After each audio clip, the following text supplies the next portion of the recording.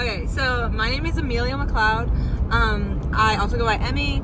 I'm the chief social media and web editor for Lotus Leaf. And about a year ago, last February, the woman that we're about to go meet got into contact with me about her being the first Black NHS president at the high school. And so I talked to Mr. Steele at the time, did a little bit of looking around, and basically at the end, I wasn't really sure. I messaged her back, but recently she got back into contact with me with a little bit more info, and we decided to figure it out once and for all. So Alona is her name. She graduated in 2003, and the NHS president, or the NHS advisor at the time, was Mr. Straub, and he said that she was the first Black president dating back to 1990. So me and a couple of my friends went and looked through a bunch of yearbooks. We started at about 1960 and tried to figure out when the branch of NHS was created. And so we figured out about, I think it was like 1963 it was created. And so we went from 1963 all the way to 1990 and fact checked all of the officers ranging from those times. And we're able to confirm that she was the first Black NHS president for Monroe. So now we're going to meet her, get a little bit of insight, especially because it's Black History Month, and I'm super excited. Obviously, anybody who's watching this, especially that goes to our school, is kind of going to know what the climate is like now. But can you kind of talk about maybe what the diversity was like when you went, like maybe how many minorities there were? Like, just the way you're talking about going down the hall and being Sure. So Monroe High, I don't know what the makeup is now, but back then it was a PWI, a predominantly white institution. I would say that the makeup was 90% white, maybe 10% Black. And a lot of us Black kids that went to Monroe, we were all related. We all grew up together. We all, knew each other really well. So I think the Black community was small and tight-knit. There were a lot of activities that I chose to participate in that were not very diverse. For example, volleyball. Volleyball is not known as a diverse sport. Unfortunately, it still isn't. My daughter is on a team that her and another individual are the only Black ones on the team. Personally, I didn't care because I love the sport, and I was fortunate enough to be around a lot of my teammates that were also open-minded. I didn't feel like I was being ostracized or anything like that because I was on this team. But the National Honor Society really changed, I think, the way people looked at what it meant to be a part of that community.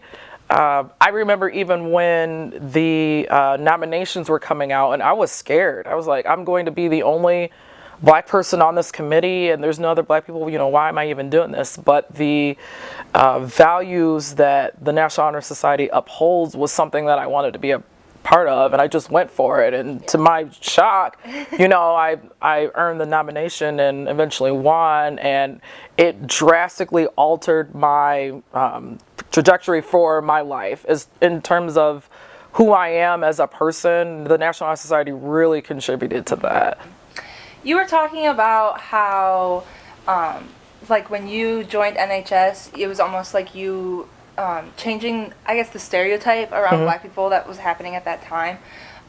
So once you became the president, would you say that you still felt like you had to fight against that stereotype? Absolutely. So Absolutely. There wasn't like a huge shift that happened, obviously. It was like what did you go through having to kind of maintain, or I guess, like, how was it trying to get respect from people that you, like your constituents, if you know? Sure. We've always been taught to be kind to others. It doesn't take a whole lot of energy to be kind to somebody, especially when they're not being kind to you. And 9 times out of 10, when someone's not kind to you, it's because somebody's not being kind to them.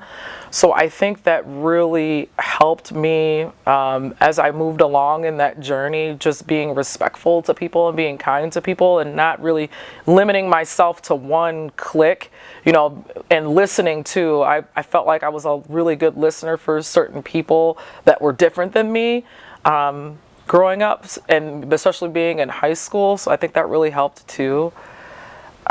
But it didn't stop the teasing. It didn't stop the, you know what I mean? I don't know. It was like bookworm. I can't, you don't remember the words that were said, but you remember the way people make you feel. And people were like, why are you working so hard? You know, I had that pass that you get when you're in the national, that you could skip campus or you could leave campus or it was a hall pass, but I never used it because I had a high level of integrity.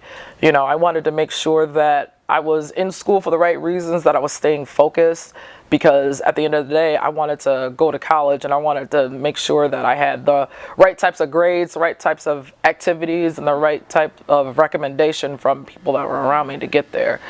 But it never stopped. It even continued on a little bit after college, but now that we're all older, I think people can see that the work that I put in back then yielded the results that I have today. I'm gonna kind of wrap it up. Sure.